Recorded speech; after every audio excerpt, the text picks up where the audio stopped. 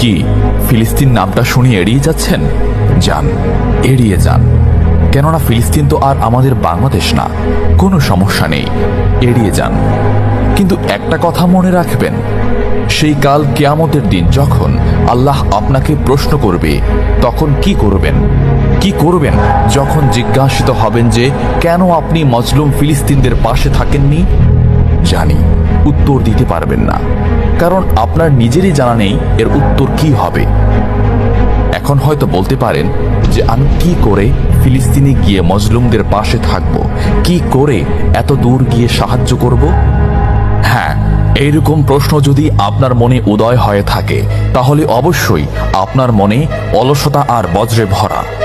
এই আধুনিক যুগে অস্ত্রের চেয়ে পাওয়ার হচ্ছে মিডিয়া, তাই মিডিয়ায় বেশি বেশি করে তা প্রচার করুন। হ্যাশট্যাগের মাধ্যমে প্রতিবাদ করুন। এই ক্ষুদ্র প্রতিবাদ একদিন